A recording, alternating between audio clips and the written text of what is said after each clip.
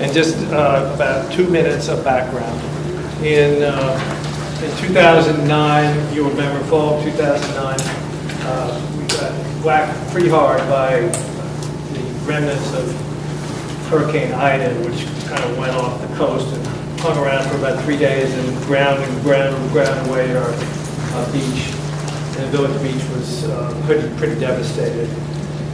Then, and I'll remember because I was not quite mayor, but it wasn't a good feeling. In training. And so, for a number of years before that, there was a group called the Save the Dunes and Beaches Foundation, and they had wanted to get permits to do a beach nourishment project in Quogue. And there had been a number of programs. When I was head of the Quogue Association, Dave Hansky, who's here, one of the experts here today, gave a program to the presentation of the Quogue Association. But anyway, we were convinced, the trustees were convinced at that time that we should do something to sort of get ready, at the very least. And so the Save the Dunes and Beaches Foundation at that point said that they would pay the cost of getting permits.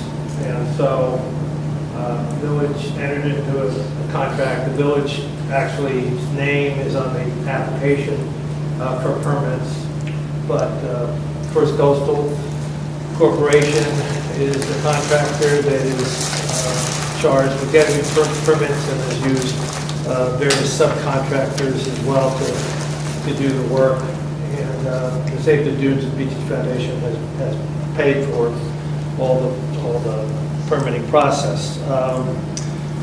So it started in around, I guess the original filing was in 2011, I think, and it's been around the DC and the Corps of Engineers since then. And most recently, there was a request for public comments that was sent out by the DEC. A lot of people in Quogue did comment, and then there was a response given to that letter. Then the DEC sent a letter to us asking for our comments on the comments, and there was a response given back, and that's kind of where it stands now. I've encouraged the Save the Dunes and Beaches Foundation to get the word out, educate people on the nature of the project, and with a view towards seeing if there's enough public support to do it. First of all, I'd like to thank the mayor. Where'd you go? Over there. I'd like to thank you for your leadership and for the ability to use your good office to bring us together, to create a dialogue, find common ground, and to reach consensus, because we all know it's a difficult dialogue. I'd like to thank the Quogue Association, which, by the way, is a link on our foundation's website, for helping us spread the word. This is a difficult conversation. We must keep speaking, even if it's to air our objections, again, to find common ground and to build a consensus. It's a little housekeeping. This meeting will run no longer than 90 minutes. Each speaker will have 20 minutes to speak. We have index cards, pencils. If you have a question, we'll be taking questions that way only. We're not speaking about the financing of the project. Today it's about the science. The mission statement of Sea Grant is bringing science to the shore. So that's what we will be doing. I wanted to read a quote to you. Perhaps some of you will recognize it. At first I thought I never saw such an uninteresting place. But there is something so different from any place that I begin to think it is very fine. As though, well, this is a great place to rest and forget work, and indeed, any anxiety of any kind.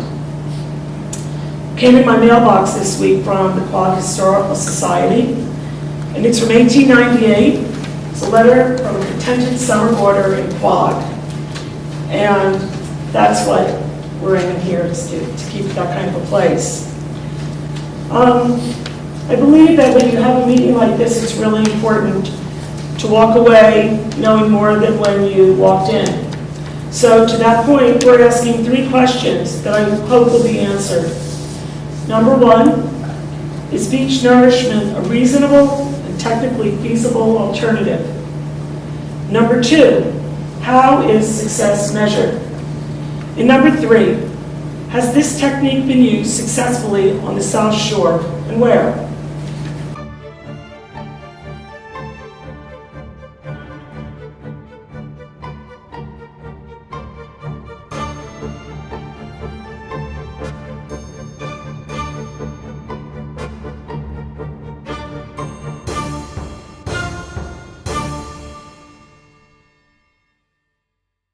A quote from the committee, the National Academy of Sciences, they change their name sometime.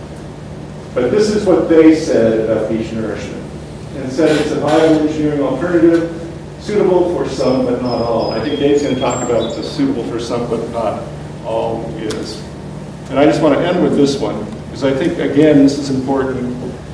As I go out and talk to people, everyone seems to have an absolute answer to what should be done along the entire shore. This is National Academy of Sciences. If you're going to come to a resolution, I think you've got to look at the particular piece of shore you're interested in, what the forces are operating there, how that shoreline is responding, and what you expect to get out of that shoreline. I think that's going to be the key thing to coming up with sound management plans. You should use reliable, responsible studies of the site. One of your jobs is to try and separate out what the most scientific information can tell you in terms of facts versus a lot of anecdotal information where people walk the beach a little bit and say, well, it's not going anywhere. Well, maybe they're only there in the summertime and it looks nice and wide and they're not there in the winter. Or they only come back a few times. But if there's some real honest effort to study what's happening over 10, 15, 20 years through all this time, then I would weigh that a lot more. Okay, for this beach nourishment, a reasonable and technically feasible alternative. I want to give you a very simple answer to that question. Yes. It works. Ladies and gentlemen, I mean, I see it all over the world. It works. One of the reasons why we somehow have not been told a complete story is because we don't hear from the media what happens when it works. And we don't get told often enough that we spend a lot of money on this beach renourishment project, and it has saved us so much money in damages prevented.